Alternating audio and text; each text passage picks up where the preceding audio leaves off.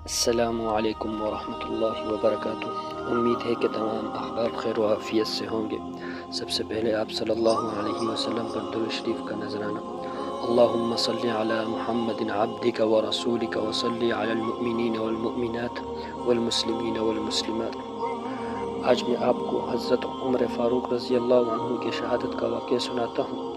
ایک دن حضرت عمر فاروق رضی اللہ عنہ نے ابو لؤلؤ کو طلب کر کے فرمایا، میں نے سنا ہے کہ تو بہت اچھی چکی بنا لیتا ہے، اس لیے میں نے تجھے طلب کیا تاکہ ایک چکی مجھے بھی بنا کر دو۔ اس پر ابو لؤلؤ نے کہا کہ میں آپ کے لیے ایسی چکی تیار کر کے دوں گا جس کی شہرت مشرق و مغرب تک ہوگی۔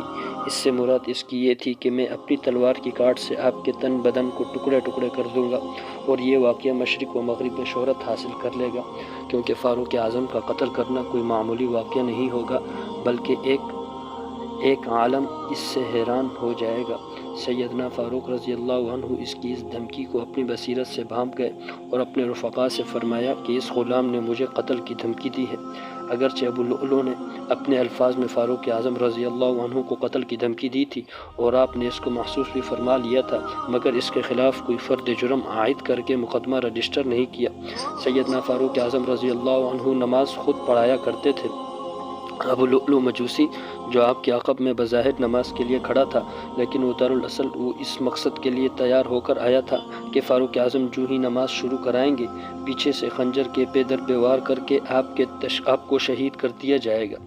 اس مقصد کے لیے وہ زہر میں بچھا ہوا تیز دھار خنجر بھی اپنے عزاد بند میں چھپا کر لایا تھا۔ سیدنا فاروق اعظم رضی اللہ عنہ نے تکبیر کے بعد قرات شروع فرمائی تو ابو لؤلؤ بدبخت نے خنجر سے فوراً حملہ کر دیا، اور یہ حملہ اس تیزی سے کیا کہ چند منٹوں میں فاروق اعظم زخمی ہو کر گر پڑے اور مسلح پر خون میں لت پت ہو کر تڑپنے لگے۔ حضرت فاروق اعظم رضی اللہ عنہ زخمی ہو کر گرتے وقت بھی فوراً حضرت عبد الرحمن بن عوف رضی اللہ عنہ کا بازو پکڑ کر مسلح پر امامت کے لیے کھڑا کر دیا اور اشارے سے نماز مکمل کرنے کا حکم دیا۔ حضرت عبد الرحمن نے امیر المؤمنین کے تڑپتے ہوئے جسم اطہر کو دیکھنے کے باوجود بھی اللہ تعالیٰ کی نماز اور نیاز کو پوری کرنا ضروری سمجھا۔ حضرت عبد الرحمن بن عوف رضی اللہ عنہ نے نماز پڑھا لی، اور جو ہی نماز پوری ہوئی صحابہ اکرام رضی اللہ عنہم اجمعین تڑپ کر رہ گئے۔ پوری مسجد نبوی میں گہرام بپا ہو گیا۔ صحابہ اکرام پر ایک اضطراب کی کیفیت طاری ہو گئی۔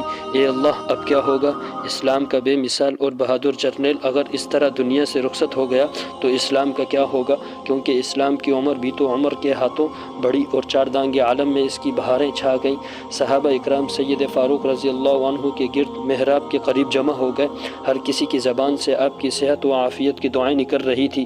اسی حالت میں آپ کو بیت الخلافت میں لے جایا جاتا ہے اور آپ کی زندگی کو بچانے کے لیے ہر ممکن تدبیر کی جاتی ہے۔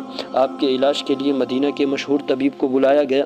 انہوں نے دوائی پلائی، مگر آپ کہ ان زخموں کے راستے وہ دوا نکل گئی جو خنجر کے مسلسل واروں کی وجہ سے آپ کے جسم اطہر میں موجود تھے۔ آپ نے فرمایا، مجھے اب دوا کی ضرورت نہیں، کیونکہ دوا اپنا اثر کھو چکی، مجھے میرے خدا کے سپرد کر دو، مجھے بتلاؤ کہ میرا قاتل کون ہے۔ صحابہ نے عرض کیا کہ اے امیر المؤمنین، آپ کا قاتل ایک مجوسی غلام ہے۔ آپ نے یہ سن کر فرمایا کہ اللہ تعالیٰ کا شکر ہے کہ میرے خون سے کسی مسلمان کے ہاتھ رنگین نہیں ہوئے۔ اس کے بعد اپنے بیٹے عبداللہ کو بلایا اور ان سے کہا کہ جاؤ اماں عائشہ سے اجازت لے کر آؤ کہ مجھے روضہ رسول میں چند ہاتھ زمین مرحمت فرما دے۔ تو اماں عائشہ نے روضے میں دفن ہونے کی اجازت دے کر جنت میں سونے کی ہمیشہ ہمیشہ کے لیے اجازت دے دی۔ یہ تھا حضرت عمر فاروق رضی اللہ عنہ کی شہادت کا واقعہ۔ مزید اس طرح کے ویڈیوز کے لیے، واقعات کے لیے ہمارے اس چینل کو سبسکرائب کریں۔